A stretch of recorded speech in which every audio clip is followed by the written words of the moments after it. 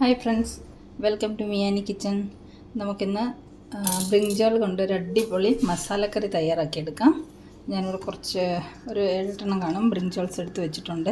ഇത് നമുക്ക് ആദ്യം ഒന്ന് ഇതിൻ്റെ മുള്ളൊക്കെ ചെത്തി കളഞ്ഞിട്ട് ഇത് നടുവേ പിളർന്ന് നമുക്കൊന്ന് വെള്ളത്തിലേക്ക് ഇട്ട് കൊടുക്കാം. ഇതിൻ്റെ തണ്ട് കളയണ്ട, തണ്ട് ഇങ്ങനെ തന്നെ ഇരുന്നോട്ടെ. മുള്ളൊക്കെ ചെത്തി കളഞ്ഞിട്ടുണ്ട്. ഇനി നമുക്കിത് 4ആയിട്ടൊന്ന് പിളർന്നെടുക്കാം. ഇത് നമുക്കിനി വെള്ളത്തിലേക്കിടാം. വെള്ളത്തിലിട്ടില്ലെങ്കിൽ ഇതിൻ്റെ കറ കാരണം ഇത് ഒരു കറുപ്പ് നിറമായി പോവും. അതിന് മുമ്പ് നമുക്കിത് വെള്ളത്തിലേക്കിടാം. അപ്പോൾ ഇത് മുഴുവൻ നമുക്കിതുപോലെ ക്ലീൻ ചെയ്ത് വെള്ളത്തിലിട്ട് കൊണ്ടുവരാം. നമ്മുടെ വഴുതനങ്ങയൊക്കെ മുള്ളൊക്കെ ചെത്തി കളഞ്ഞിട്ട് നടുവേ 4ആയിട്ട് കീറി വെള്ളത്തിലിട്ടിട്ടുണ്ട്, കറയൊക്കെ പോകാനായിട്ട്. ഇനി ഇത് നമുക്ക് എടുത്തിട്ട് ഓരോന്നും തുടച്ച് ഒരു പാത്രത്തിലേക്ക് മാറ്റാം. വെള്ളമയൊക്കെ തുടച്ച് കളഞ്ഞിട്ട് നമുക്ക് ഒരു പാത്രത്തിലേക്ക് വെക്കാം. വഴുതനങ്ങയൊക്കെ കഴുകി തുടച്ച് വെച്ചിട്ടുണ്ട്. ടോട്ടൽ ഇത് 10 വഴുതനങ്ങ ഉണ്ട്. ഇനി നമുക്കൊരു മസാല തയ്യാറാക്കണം. ഇതിൻ്റെ നടുക്ക് ഫില്ല് ചെയ്യാനായിട്ടുള്ള ഒരു മസാല നമുക്ക് തയ്യാറാക്കിയെടുക്കാം. മസാല തയ്യാറാക്കാനായിട്ട് 2 സ്പൂണ് നിലക്കടല വറുത്ത് പൊടിച്ചത്, പിന്നെ നമുക്ക് വേണ്ടത് ഒരു 1.5 സ്പൂൺ കാശ്മീരി ചില്ലി പൗഡർ, കുറച്ച് 1/4 സ്പൂൺ കുരുമുളക് പൊടി, 1/4 സ്പൂൺ മഞ്ഞൾപ്പൊടി. ഇത് കുറച്ച് ആംചൂർ പൗഡറാണ്, എന്ന് പറഞ്ഞാൽ പച്ചമാങ്ങ ഉണക്കി പൊടിച്ചത്. ഇത് 1/2 സ്പൂണ് ഗരം മസാല, ഒരു നുള്ള് ചെറിയ ജീരകത്തിൻ്റെ പൊടി, ആവശ്യത്തിന് ഉപ്പ്, 2 വലിയ സ്പൂൺ കടലമാവ്, പിന്നെ കുറച്ച് ഇഞ്ചി വെളുത്തുള്ളി പേസ്റ്റ്. ഇത് ഞാൻ ഇഞ്ചി വെളുത്തുള്ളി പേസ്റ്റ് തയ്യാറാക്കി ഫ്രീസ് ചെയ്ത് വെക്കുന്നതാണ്. അതിൽ നിന്ന് കുറച്ചെടുത്തിട്ടുണ്ട്. അപ്പോൾ ഇതെല്ലാം കൂടെ നമുക്കൊരു ബൗളിലേക്ക് ഇട്ടിട്ട് ഒരു മസാല തയ്യാറാക്കിയെടുക്കാം. ഇതൊന്ന് കുഴച്ചെടുക്കാം.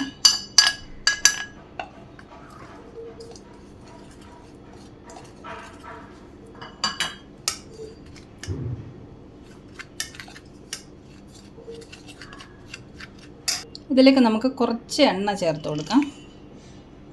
ഒരു സ്പൂണോളം എണ്ണ. ഇതിലേക്ക് കുറച്ച് വെള്ളം കൂടെ ഒഴിച്ചൊന്ന് കുഴച്ചെടുക്കാം. കുറച്ച് മതി, വളരെ കുറച്ച് മതി. കുഴച്ചെടുത്തുകൊണ്ട് വരാം. മസാലയൊക്കെ കുഴച്ചെടുത്തിട്ടുണ്ട്. മസാലയുടെ ഉപ്പൊക്കെ ഒന്ന് ചെക്ക് ചെയ്തിട്ട് മസാല എടുത്ത് ഇതുപോലെ എല്ലാ വഴുതനങ്ങയ്ക്കകത്തോട്ടും ഫില്ല് ചെയ്ത് കൊടുക്കണം. നമുക്ക് എല്ലാ വഴുതനങ്ങയും ഇതുപോലെ ഫില്ല് ചെയ്ത് കൊണ്ടുവരാം. നിറച്ചും ഫില്ല് ചെയ്ത് കൊടുക്കണം മസാലയൊക്കെ അകത്തോട്ട്.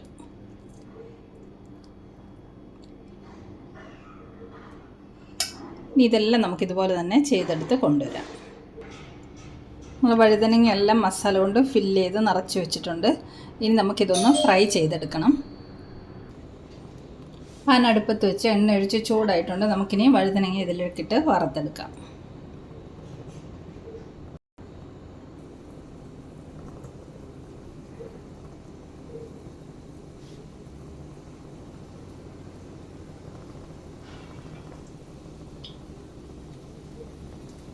നമുക്ക് 2 ട്രിപ്പായിട്ട് വറുത്തെടുക്കേണ്ടി വരും. 10 ഒന്നിച്ചിൽ വറക്കാൻ പറ്റില്ല. നമുക്കിപ്പോൾ 5 ഇട്ട് കൊടുക്കാം. 6 ഇട്ട് കൊടുത്തിട്ടുണ്ട്. 4 നമുക്ക് 2ാമത്തെ ട്രിപ്പിൽ വറുത്തെടുക്കാം. നമുക്കിതിൻ്റെ എല്ലാ സൈഡും ഒന്ന് തിരിച്ച് മറിച്ച് ഇട്ടിട്ടൊന്ന് ഫ്രൈ ചെയ്തെടുക്കാം.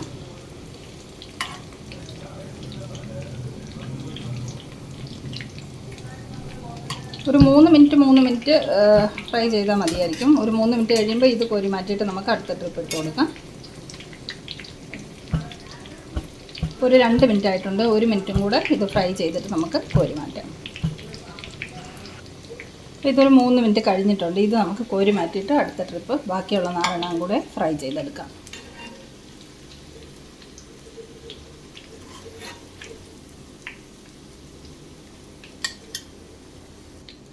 അടുത്ത 4 കൂടെ വെച്ച് കൊടുത്തിട്ടുണ്ട്. അതും കൂടെ ഒന്ന് ഫ്രൈ ആയി വരട്ടെ. സെക്കൻഡ് ട്രിപ്പ് 4 വഴുതനങ്ങയും കൂടെ നല്ലപോലെ ഫ്രൈ ആയിട്ടുണ്ട്. അത് നമുക്ക് കോരി മാറ്റിയെടുക്കാം. ഇനി നമുക്ക് കറി തയ്യാറാക്കിയെടുക്കാം. അതിനുള്ള പാൻ അടുപ്പത്ത് വെച്ചിട്ടുണ്ട്. ഇനി അതിലേക്ക് നമുക്ക് നമ്മൾ വഴുതനങ്ങ വറുത്തെടുത്ത എണ്ണയില്ലേ, അത് തന്നെ ഒഴിച്ചു കൊടുക്കാം.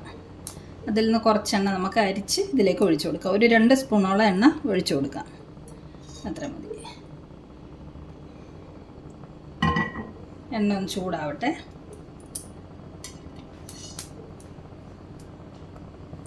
എണ്ണ ചൂടായി. നമുക്ക് കുറച്ച് കടുക് ഇട്ട് കൊടുക്കാം. കുറച്ച് ചെറിയ ജീരകം ഇട്ട് കൊടുക്കാം. കടുക് പൊട്ടിയിട്ടുണ്ട്. നമുക്ക് കുറച്ച് വെളുത്തുള്ളി ഇഞ്ചി അരിഞ്ഞത് ചേർത്ത് കൊടുക്കാം. ഒരു ചെറിയ കഷ്ണം ഇഞ്ചി, ഒരു 4 വെളുത്തുള്ളി അല്ലി അരിഞ്ഞത് ചേർത്ത് കൊടുക്കാം. ഇനി നമുക്കൊരു വലിയ സവാള ചെറുതായിട്ട് അരിഞ്ഞത്, പൊടിയായിട്ട് അരിഞ്ഞത് ചേർത്ത് കൊടുക്കാം. നല്ല വലിയൊരു സവാളയാണ്. എന്നാൽ നമുക്ക് വഴുതനങ്ങ ഒരു 10 എണ്ണം ഉണ്ട്, കുറച്ച് ക്വാണ്ടിറ്റി കൂടുതലല്ലേ, അപ്പോൾ വലിയൊരു സവാള അരിഞ്ഞത്. ഇത് നമുക്ക് നല്ലതുപോലെ ഒന്ന് വഴറ്റിയെടുക്കാം.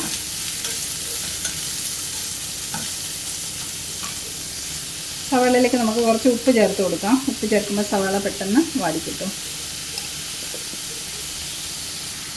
സവാള വഴണ്ട് വരുമ്പോഴത്തേക്ക് നമുക്ക് ഒരു വലിയ തക്കാളിയും കുറച്ച് മല്ലിയിലയുടെ തണ്ടും മിക്സിയിലിട്ട് നല്ലതുപോലെ അരച്ച് പേസ്റ്റാക്കി കൊണ്ടുവരാം. ഉള്ളി വാടി വന്നിട്ടുണ്ട്. ഇതിലേക്ക് നമുക്ക് തക്കാളിയും മല്ലിയിലയുടെ തണ്ടും കൂടെ അരച്ചത് ചേർത്ത് നല്ലതുപോലെ വഴറ്റിയെടുക്കാം.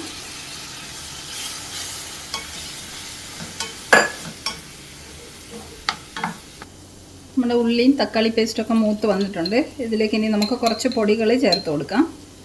ഒരു 1/4 സ്പൂൺ മഞ്ഞൾപ്പൊടി,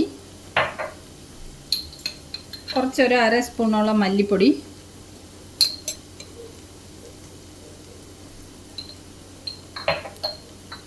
അര സ്പൂണ് കാശ്മീരി ചില്ലി പൗഡർ വീണ്ടും ചേർത്ത് കൊടുക്കാം.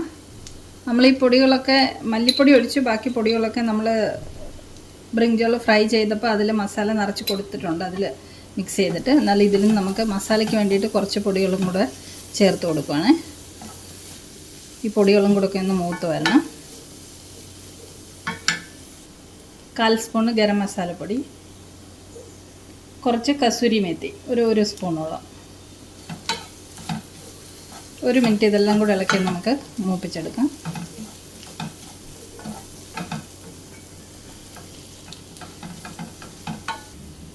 മസാലയിലേക്ക് ഉപ്പ് കുറവാണ്, നമുക്കൊരു കുറച്ച് ഉപ്പും കൂടെ ചേർത്ത് കൊടുക്കാം.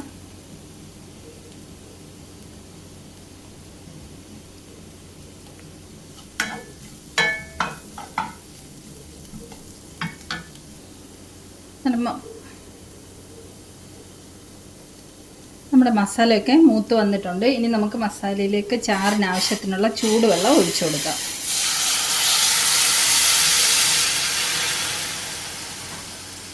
ഞാനൊരു 3/4 കപ്പോളം വെള്ളം ഏകദേശം ഒഴിച്ചു കൊടുത്തിട്ടുണ്ട്. ഇനി അരപ്പൊന്ന് തിളച്ച് വരട്ടെ. നമുക്ക് ഈ അരപ്പ് അടച്ച് വെച്ച് ഒന്ന് 2 മിനിറ്റ് വേവിച്ചെടുക്കാം. നമ്മുടെ അരപ്പൊക്കെ തിളച്ച് വന്നിട്ടുണ്ട്. ഇതിലേക്ക് നമുക്ക് ഫ്രൈ ചെയ്ത് വെച്ചിരിക്കുന്ന വഴുതനങ്ങ ചേർത്ത് കൊടുക്കാം.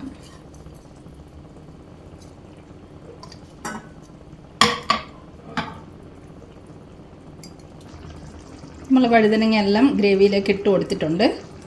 ഇനി നമുക്കിത് അടച്ച് വെച്ചിട്ട് ഒരു 5 മിനിറ്റ് ലോ ഫ്ലെയിമിൽ വേവിച്ചെടുക്കാം. 5 മിനിറ്റ് കഴിഞ്ഞിട്ട് തുറന്ന് നോക്കാം.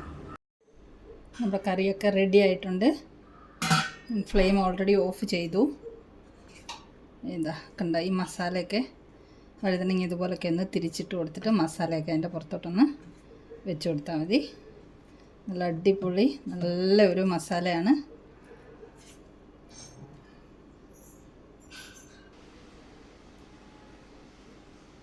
നമുക്കിനി കറിയിലേക്ക് കുറച്ച് മല്ലിയില അരിഞ്ഞത് ചേർത്ത് കൊടുക്കാം. അപ്പോൾ നമ്മുടെ അടിപൊളി മസാലക്കറി കംപ്ലീറ്റ് ആയി.